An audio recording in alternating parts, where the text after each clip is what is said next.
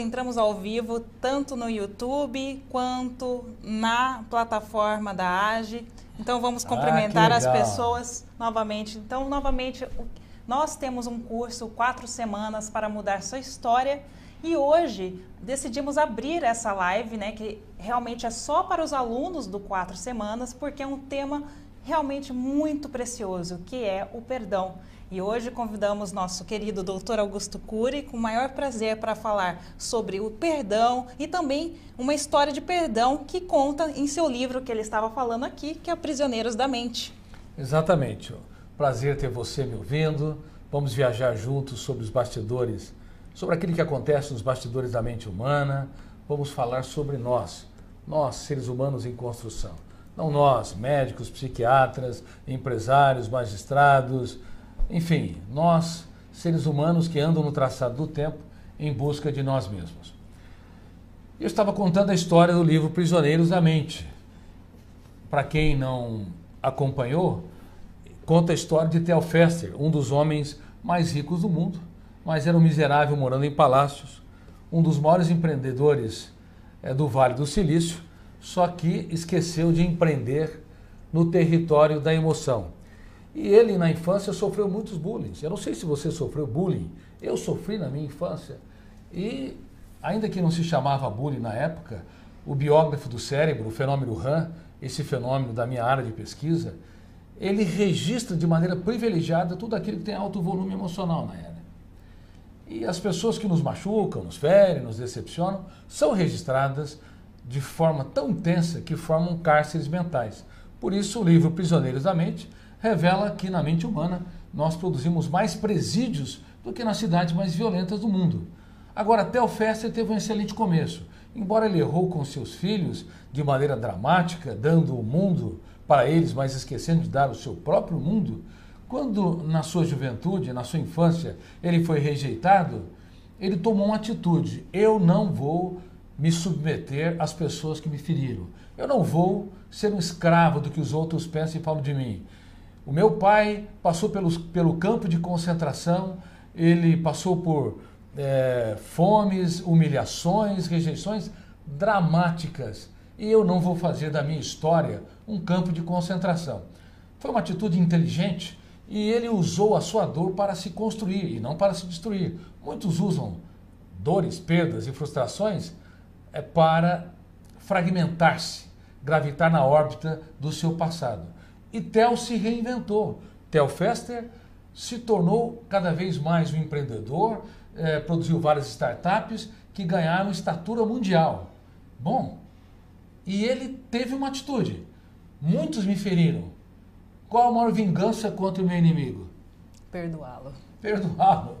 A maior vingança contra quem te feriu, quem te machucou, é você perdoá-lo de maneira inteligente. Porque quando você o perdoa, ele deixa de sequestrar a tua paz, deixa de furtar o que você tem de melhor. E Theo não apenas perdoou os jovens que o machucaram, o feriram, e eu espero que muitos jovens estejam me ouvindo, para saber que é importante o seu eu ser líder de si mesmo, a tal ponto que não gravite na órbita dessas pessoas que o machucaram. E sabe qual a outra atitude que ele tomou? Qual é? Ele empregou todas as pessoas que o machucaram. Mas não como atitude agora de vingança. Quando eu falo vingança, eu falo uma concessão poética, não é a maior vingança. Na verdade, a maior atitude de um ser humano quando alguém o machuca é compreendê-lo e perdoá-lo. Theo Fester fez isso e empregou todos aqueles jovens que um dia o machucaram e eles começaram a reconhecer a grandeza de Theo Fester quando ele se fez pequeno, quando humildemente ele acolheu aqueles que o feriram e foi pouco a pouco colocando-os em posições chaves. E muitos deles se tornaram executivos brilhantes. Só que Theo Fester esqueceu de contar isso para os seus filhos. Como muitos pais não sabem falar das suas lágrimas, não sabem falar dos dias mais dramáticos, não sabem falar das suas feridas. São excelentes profissionais, são excelentes, exímias pessoas para os outros, mas para os os seus próprios filhos, as próprias pessoas que eles convivem dentro de casa, eles falham. Eu lembro de você ter comentado que Einstein também teve essa questão, né? Bom, Einstein foi uma das mentes mais brilhantes que pisou nessa terra. Ele, com 26 anos, desenvolveu a teoria da relatividade geral, pelo menos os pressupostos básicos. Era um gênio, mas não deu certo como aluno, foi rejeitado e não brilhou como professor universitário, mas se reinventou naquela firma de patentes, onde ele libertou seu imaginário, em destaque o pensamento antidialético, para enxergar o mundo tridimensionalmente, chegar em outras perspectivas. Bom, ele se tornou a primeira celebridade na ciência. O mundo queria entrevistá-lo. Jornalistas, todos fascinados. Assim como o Theo Fester, talvez, comparando? Assim como o Theo Fester, todos queriam saber quais as ferramentas para ganhar dinheiro, que bárbaro, para desenvolver startups que tenham escalabilidade, que tenham repetição de processos e resolvem as dores. Ou seja, empresas que conseguem ganhar musculatura mundial. Theo Fester era um líder nesse aspecto. Einstein também foi um líder na ciência. Só que Einstein internou um filho no manicômio, no hospital psiquiátrico, e ele o visitou apenas uma vez. Imagine, anos a fio, um filho que teve um transtorno psiquiátrico, que deveria ser abraçado, elogiado, valorizado e até compreendido quando a sua mente estava delirando ou fragmentada no seu pensamento lógico, mas Einstein, infelizmente, não conseguiu desenvolver uma capacidade de perceber que dar o que nós temos de melhor para aqueles que pouco têm é a atitude mais inteligente para formar mentes brilhantes, ainda que não correspondam às nossas expectativas. Eu acho que nós temos que diminuir as expectativas do outro, né? Infelizmente, a gente tem muita expectativa e a gente se frustra muito, não é isso, doutor Augusto, que você sempre fala? É uma das coisas que nos levam a ter dificuldades na relação com as pessoas, é ter uma expectativa muito alta. A melhor coisa é se relacionar com o ser humano diminuindo a expectativa do retorno. E essa é uma pergunta que eu tenho certeza que está todo mundo fazendo, mas como diminuir as expectativas no outro? Como diminuir a expectativa quando você conhece alguém, você está apaixonado, você tem grandes expectativas, você tem expectativas na sua mãe, no seu pai, né? Você espera das pessoas, do seu chefe. Como diminuir as expectativas para não se decepcionar? Inclusive expectativas dos seus filhos. Dos seus filhos, que você de repente queria ter um filho médico, de repente ele decide ser artista. Como diminuir essas expectativas? Há muitas ferramentas de gestão da emoção que nós trabalhamos em nossos cursos, sejam cursos gratuitos, como Você é Insubstituível, também o Melhor Ano da Sua História, sejam nossos cursos que têm investimento até para suportar os cursos gratuitos. Em breve também temos um curso gratuito vindo inédito aí, workshop da gestão da emoção, em breve. Aí, preste atenção, é um curso 100% gratuito que vai falar de muitas técnicas, como o DCD, a mesa redonda e até a técnica do eu como como consumidor emocional responsável. Exato. Bom, como diminuir a expectativa? Você se relacionar com os outros não cobrando demais comportamentos que você espera. Você se relacionar com os outros observando um charme nos seus defeitos. Tem alguém que me diz, doutor Cury, casei com um homem muito complicado. Minha querida leitora e aluna, se você faz os nossos cursos, se você escolher um homem muito complicado, você não deve ser tão fácil. E você vai ter muito mais dificuldade se você aumentar as expectativas e querer que ele preencha todos os seus requisitos. Se ele é um pouco teimoso, há um charme na teimosia. Se ele é um pouco ansioso, há um charme na ansiedade. Desde que você não queira transformar uma pessoa agitada em pessoa calma, você vai conviver muito bem e vai aprender a extrair o que ele tem de melhor. Se o seu filho é irritadiço, tenso, você, ao invés de ficar dando bronca e estimular o biógrafo do cérebro a registrar janelas killers, traumáticas, você vai observar comportamentos saudáveis e elogiá-lo. Isso chama como? TTE. TTE é técnica da teatralização da emoção. Você elogia os comportamentos das pessoas que estão ao seu redor. A arte do elogio diminui a expectativa, porque nós deixamos o nosso olhar viciado, doente, atroz, que sempre permeou a história da humanidade, ser um apontador de falhas. Eu tenho dito que quem é especialista em corrigir erros, apontar falhas, em detectar atitudes anacrônicas, está apto para conviver com máquinas, mas não para formar mentes brilhantes. Por favor, diminua a expectativa percebendo também que você é um ser humano em construção, que tem muitos defeitos, que você também não corresponde aos níveis de exigência das pessoas que estão ao seu redor. Você frustra e também será frustrado. Quando nos colocamos como ser humano em construção, a vida se torna mais bela. Não apenas nós diminuímos as expectativas e começamos a elogiar e os outros vão se reciclando por nossa atitude mais elegante, mas também, ao mesmo tempo, construímos relações saudáveis. Porque cada ser humano tem um mundo a ser explorado. Seja um garimpeiro de ouro nos solos, nos solos das pessoas que você se relaciona. Um garimpeiro de ouro não cria o ouro, apenas remove as pedras. Doutor Augusto, uma pergunta muito valiosa, né, que está fazendo aqui, o Silvio Augusto.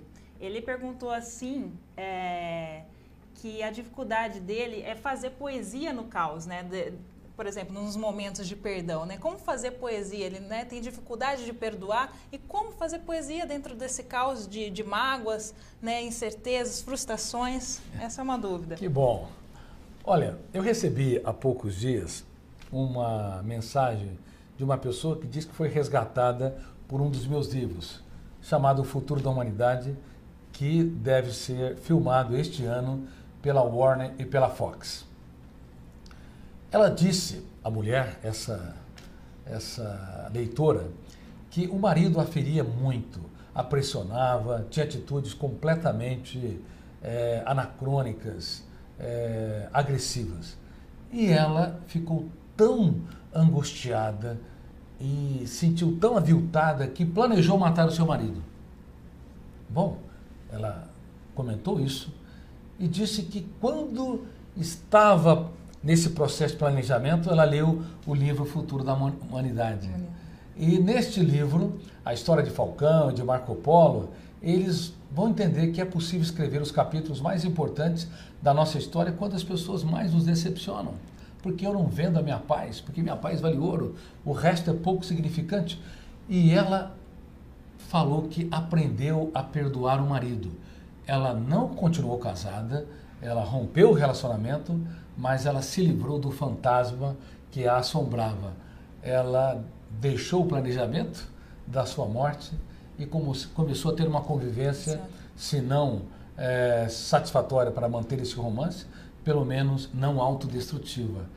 Portanto, de respeito, né? De respeito. Portanto, é uma maneira solene de conviver com os outros. Você pode e deve se relacionar de maneira inteligente. Você não é obrigado a ser escravo, ser submissa ou submisso, aceitar passivamente o que os outros te dizem e te ferem. Mas você pode escrever poesia no caos. E poesia no caos é você não vender sua paz, é você não gravitar na órbita do que os outros pensam e falam de si, é você ter autonomia, é você entender que por detrás de uma pessoa que fere, há sempre uma pessoa ferida e magoada. Maravilhoso, doutor Augusto. Tem uma dúvida que vai puxar bem o gancho disso que nós estamos conversando, que é da Sueli. Ela perguntou assim que se o auto-perdão colabora com a capacidade de perdoar as outras pessoas. Você acha que sim? Não tenho dúvida. Como é que ela se chama? Sueli. Sueli. E o outro foi o Augusto? Não, foi o Silvio Augusto. Silvio Augusto. Isso. Muito obrigado pela sua pergunta. E Sueli, a sua pergunta também é muito inteligente. Muitas pessoas não conseguem se auto-perdoar. Não conseguem ter um romance com a sua própria história.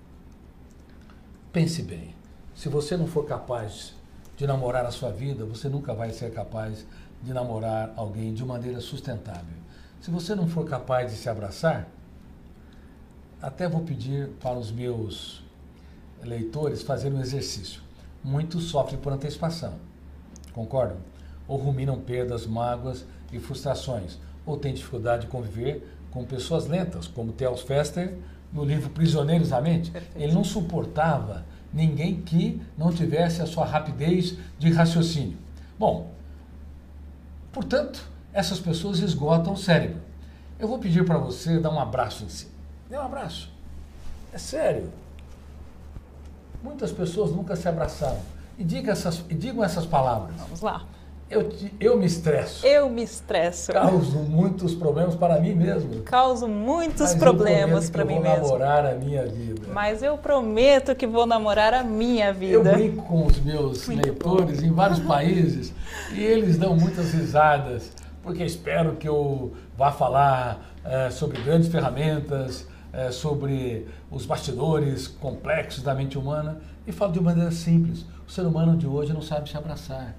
Milhões, centenas de milhões, talvez bilhões de pessoas nunca se abraçaram, nunca postaram em si, nunca disseram, puxa, você é uma pessoa incrível, apesar de você ter defeitos, de vez em quando quebrar a cara e falhar. É muito importante você aprender essa ferramenta.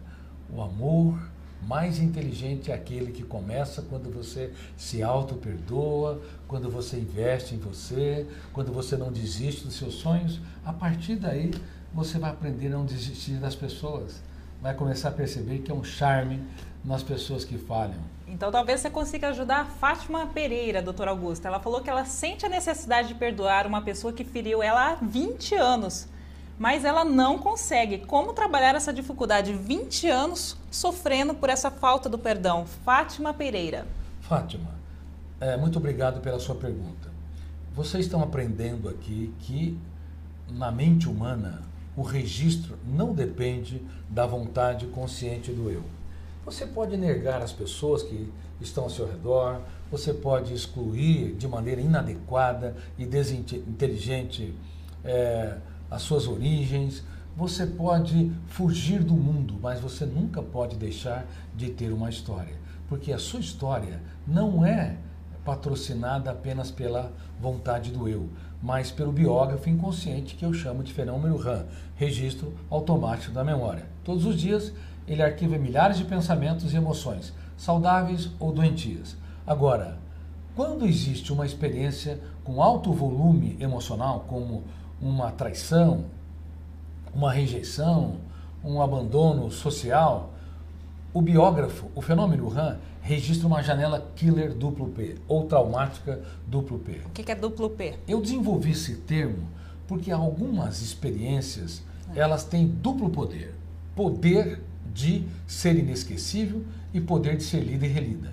E quanto mais lida e relida, mais o fenômeno RAM registra de volta as experiências ou os pensamentos perturbadores, expandindo o núcleo traumático e se torna um cárcere mental. Por isso, janela killer, janela traumática, com duplo poder, duplo P.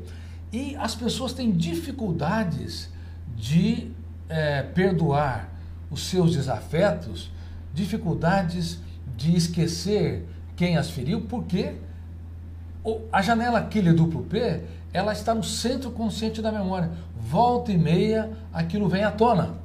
E isso se torna um cárcere tão grande que quando a pessoa pensa no inimigo, entre aspas, ou pensa no desafeto, quem a feriu, detona o gatilho, que é um fenômeno inconsciente, abre essa janela no meio de milhares ou centenas de milhares de arquivos ou janelas, ela é encontrada, o volume de tensão faz com que o terceiro fenômeno, a âncora da memória, se instale, milhares de outros arquivos com milhões de dados não são acessados. Então, como perdoar se você gravita na órbita da pessoa que te feriu? Se você rumina mágoas e frustrações? É como se alguém te convidasse para você visitar a sua casa e ao invés de você ver salas, jardins, móveis, quadros, você vai até a cozinha e coloque a sua cabeça, enfia a cabeça na lata de lixo daquela residência. A nossa personalidade é a maior residência que tem. Ela tem milhares de quartos, tem quadros, tem jardins, mas também tem lixo na nossa história. Todos nós passamos por perdas, fracassos, crises, algumas rejeições importantes, mas nós temos de aprender a gerir a nossa emoção. Se o nosso eu visita constantemente aquela janela killer e nós ruminamos, chafurdamos na lama, o nosso eu tem que dar um choque de lucidez. Eu discordo de ser escravo do meu passado. Eu duvido de que não serei livre, e eu determino estrategicamente ser protagonista da minha história. Então eu duvido das minhas crenças, eu critico ideias perturbadoras e eu determino ser protagonista. Se eu faço isso, eu deixo pouco a pouco de gravitar na órbita do outro ou da outra, porque eu enxerto novas experiências nas janelas traumáticas. Então, por favor, você duvide que você não consiga perdoar essa pessoa.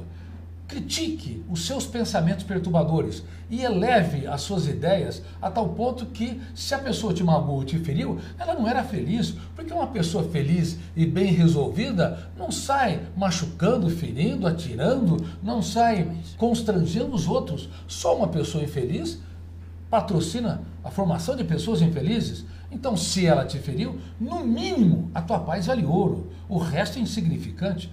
A técnica do DCD é muito poderosa para isso. Você nunca vai esquecer seu desafeto, o que ele te fez, mas você vai deixar de viver uma mente asfixiada, uma emoção desértica, e vai construir um oásis onde antes não se plantava flores. O que eu acho maravilhoso dentro da teoria da inteligência multifocal é que você fala do fenômeno inconsciente, que é o fenômeno RAM, que é o registro automático da memória, né? Que vai registrando tudo de forma indevida, né? Tudo que é bom e o que é ruim também. Só que o que acontece? Se você aprende a proteger a sua emoção e fazer essa higiene mental todos os dias, você acaba conseguindo, com o DCD e outras ferramentas poderosíssimas que você ensina, a nos proteger todos os dias, reciclando todos aqueles pensamentos e não fazendo criar uma plataforma de janelas killer, não é? Exatamente.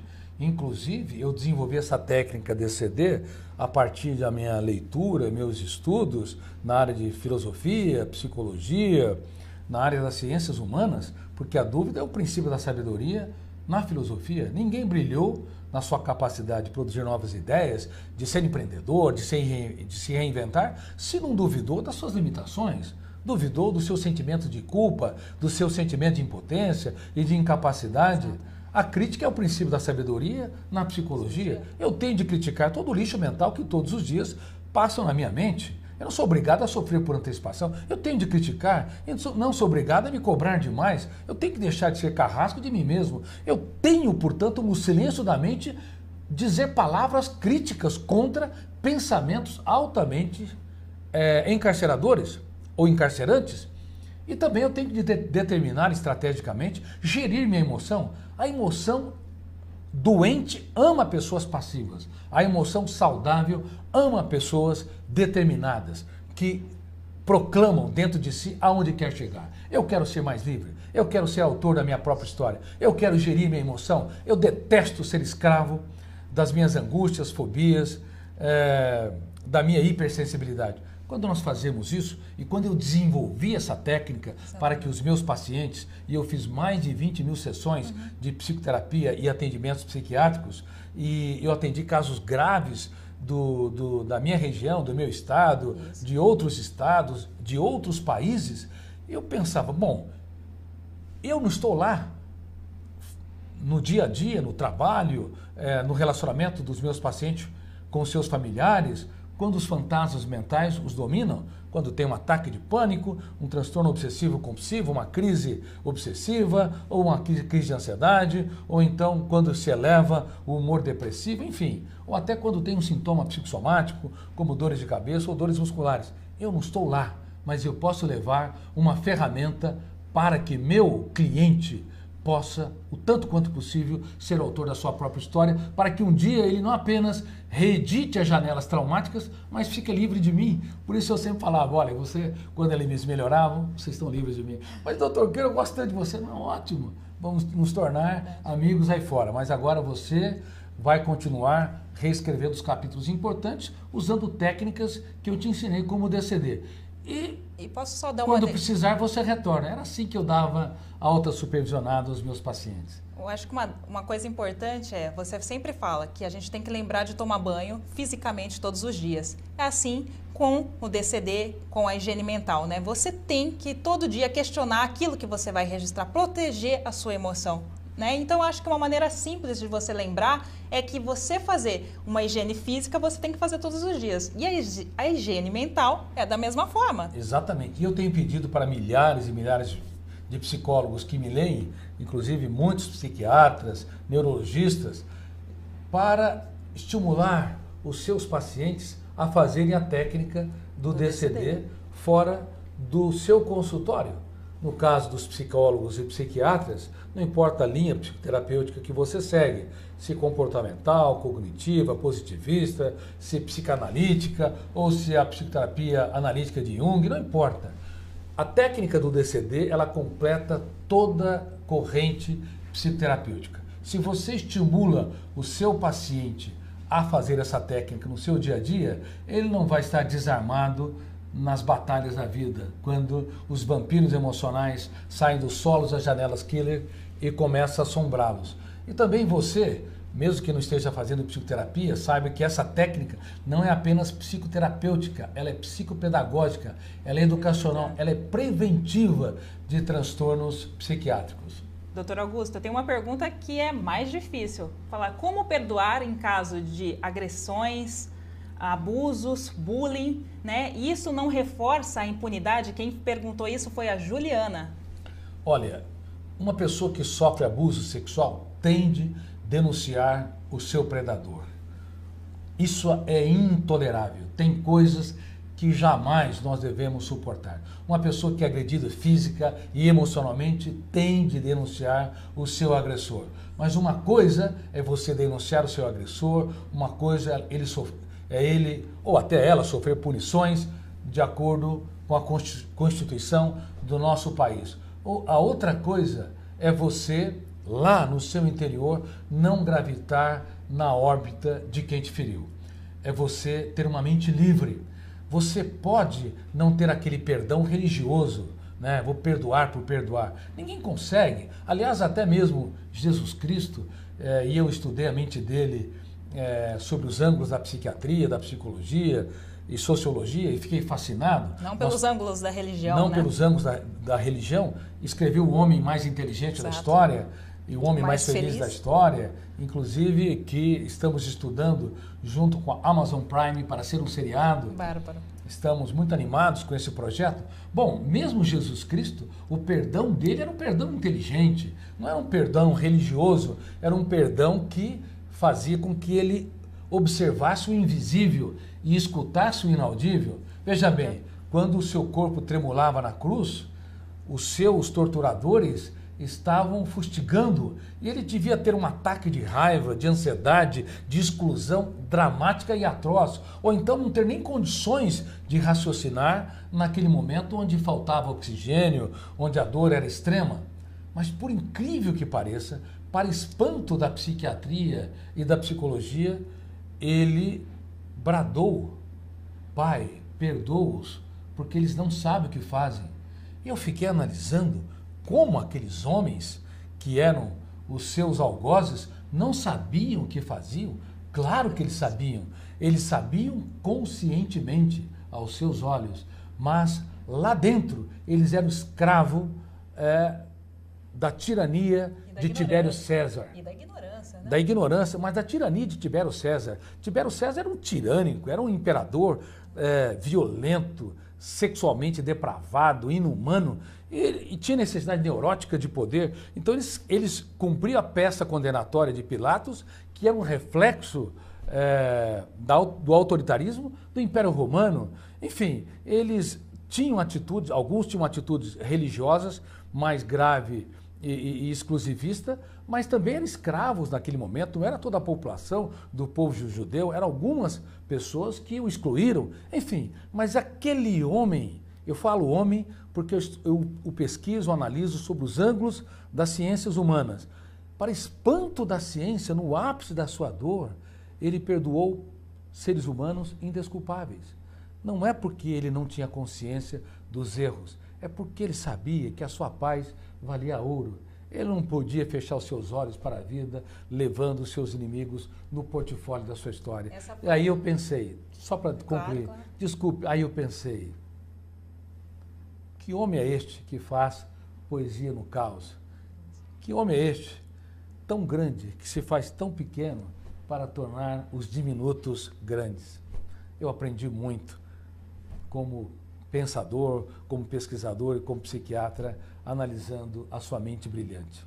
Ele, de fato, foi o homem, na minha opinião, mais inteligente da história e o mais feliz e bem resolvido emocionalmente. Isso independente de uma religião. Até porque foi um dos maiores ateus da história e hoje não defendo uma religião e digo para as pessoas que vocês devem respeitar os diferentes, porque ele respeitava os diferentes, é por isso que transformava uma prostituta numa rainha e um leproso que todos rejeitavam num príncipe. Doutor Augusto, tem uma aluna que está perguntando assim, quando é a hora, a gente sabe que é a hora de perdoar. O nome dela é Nádia Mello. Né? Em que momento descobrimos que precisamos nos perdoar e perdoar? Bom, há muitos seres humanos que são ótimos para suas famílias, são inteligentes e generosos com seus colegas de trabalho, mas são carrascos de si mesmos. Toda pessoa que cobra demais de si tem baixo limiar para se perdoar.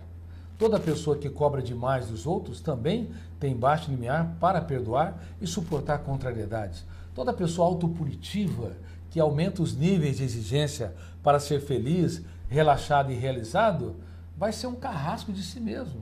Então, por favor, o momento exato de se perdoar é quando você está ouvindo essas ferramentas de gestão da emoção.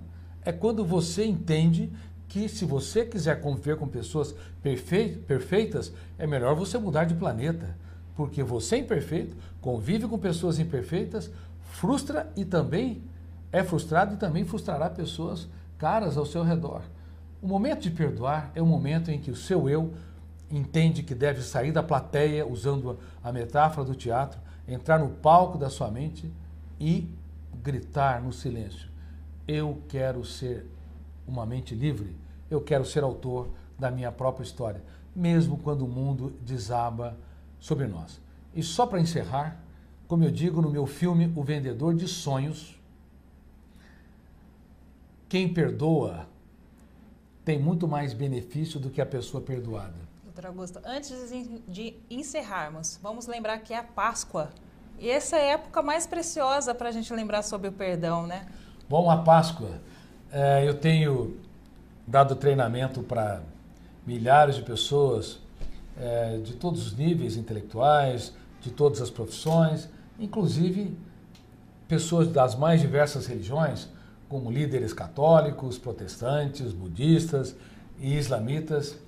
E eu sei que a Páscoa, em destaque para muitos que têm sua religião, a Páscoa é muito vital.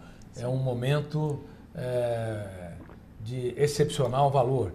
Inclusive, nos Estados Unidos, o Thanksgiving é um momento solene para as pessoas. Só que muitos não compreendem a Páscoa sobre os ângulos da psiquiatria, psicologia e até a psicopedagogia. Imagine que no último jantar do homem que impactou a humanidade há 2000 anos, ele estava ao redor de uma mesa e ele cantou, não era para cantar. Muitas pessoas têm anorexia quando vai fazer uma cirurgia ou quando vai ter uma prova, passar por um dia muito turbulento. Anorexia quer dizer perda do apetite. Ele não apenas cantou e também comeu. E foi muito mais longe. Ele, para espanto daqueles que o analisam, pegou uma bacia de água e começou a lavar os pés daqueles alunos que só lhe davam dores de cabeça.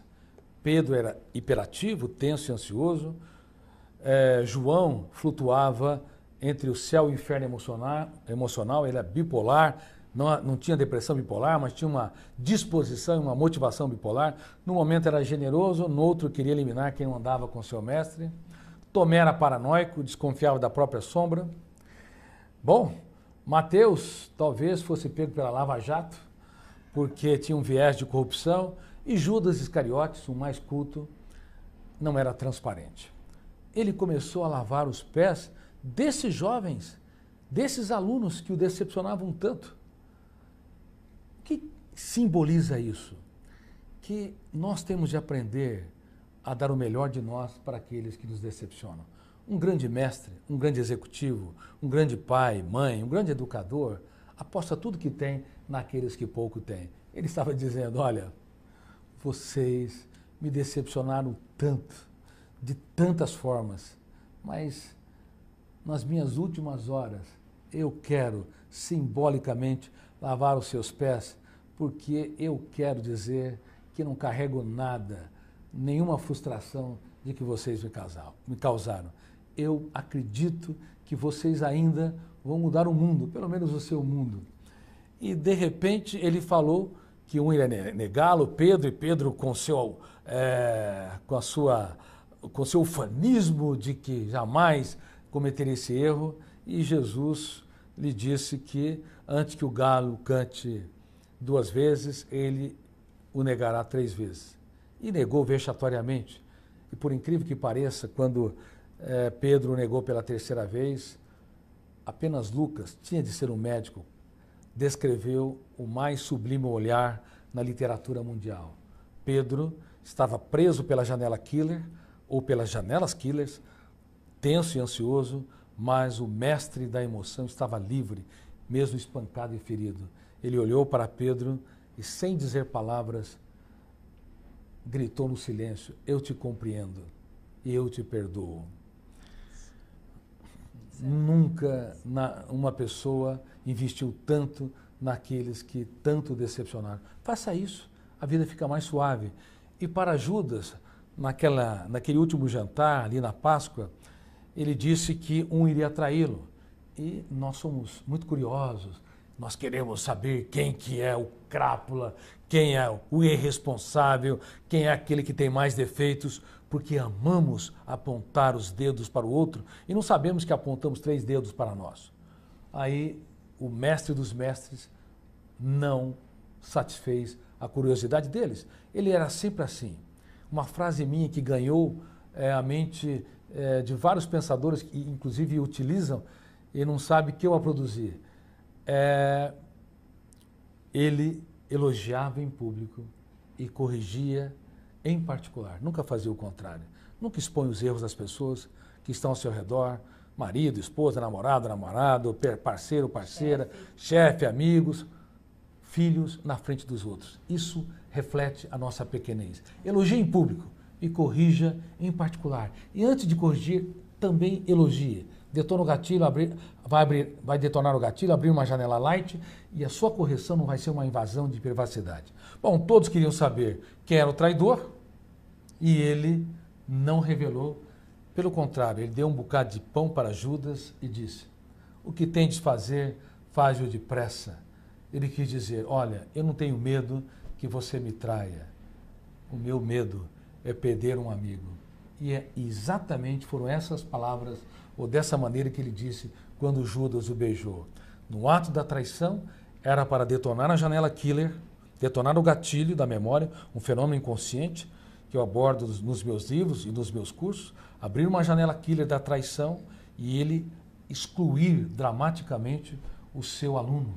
Mas, mais uma vez, para espanto da psiquiatria, ele olhou para o seu traidor e lhe chamou de amigo. Amigo.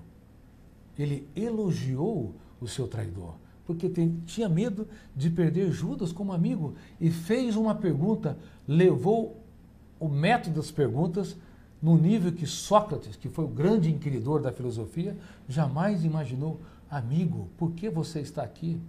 Judas ficou perplexo, saiu angustiado e depois jogou as moedas de prata, as 30 moedas, e quase se torna um dos maiores pensadores, junto com Pedro, com João e com Lucas, Paulo e assim por diante. Mas ele não deixou, ele foi tomado pela culpa, não foi, doutor Augusto? É isso aí. Detonou o gatilho, abriu uma janela killer agora do sentimento de culpa, fechou o circuito da memória e ele não se perdoou. Não. Mas o seu mestre estava dizendo, se perdoa. Ele estava chacoalhando. Olhe, eu estou apostando em você como meu amigo.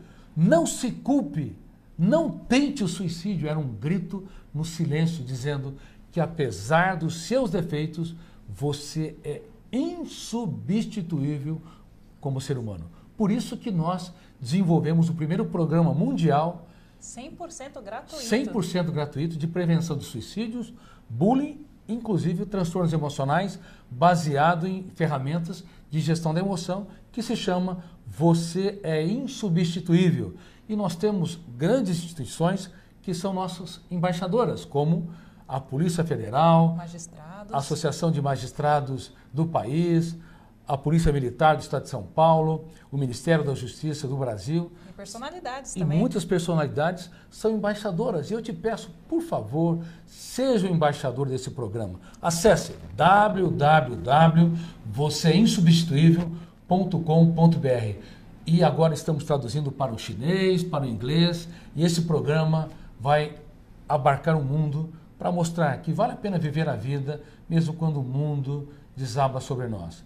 Quando nós aprendemos a perdoar e quando aprendemos também a nos perdoar, a dar sempre uma nova chance para nós mesmos. Você dá essa chance? Você é capaz de se abraçar mesmo quando falha? Você dá uma chance para os outros, ainda que não consiga conviver com elas? Quando o que elas fizeram é grave, por favor, seja livre. Vale a pena viver a vida. Ela é rica, interessante, complexa, mas não exija muito o que os outros não podem dar. Doutor Augusto, eu quero agradecer imensamente por esse presente da Páscoa que você nos deu. Tenho certeza que foi libertador, tanto para os alunos que estão assistindo, para mim. É sempre maravilhoso e um prestígio, uma honra ouvir você nos livrar dos cárceres mentais para realmente sermos pessoas mais livres, reinventivas e líderes da nossa própria história. Muito obrigada por essa noite. Eu sou Nayara, sou psicóloga da AGE. Academia de Gestão da Emoção. Temos vários cursos para mulheres, cursos para aprofundamento da teoria da inteligência multifocal, ansiedade, mas também, para aqueles que não podem pagar os cursos pagos, temos o curso, como o Dr. Augusto mesmo mencionou, o Você é Insubstituível. Estamos à disposição para auxiliá-los no que precisar. E eu aproveito também para dizer que nós temos o programa Escola da Inteligência. Exato. Que é o primeiro programa da atualidade de gestão da emoção para crianças e adolescentes e o maior programa mundial de educação socioemocional. Temos mais de 400 mil alunos, são mais de 1.500 escolas e converse com o gestor da escola do seu filho para ver se está aplicando o programa Escola da Inteligência, porque ensinamos muitas técnicas para crianças, pré-adolescentes e adolescentes, como técnicas do DCD, como a capacidade do eu de se compreender e se colocar no lugar do outro, pensar antes de reagir e dar o melhor de nós, não apenas para as pessoas que estão ao nosso redor, mas sempre uma nova chance para que possamos escrever os capítulos mais importantes da nossa história, nos momentos mais desafiadores da nossa vida. Então, por favor, www.escoladainteligencia.com.br. Se preocupe com o futuro socioemocional do seu filho, por favor. Exatamente. Um forte abraço para vocês e até uma próxima. Gratidão, doutor Augusto. Um beijo no coração. Até mais. Obrigado. Tchau, tchau.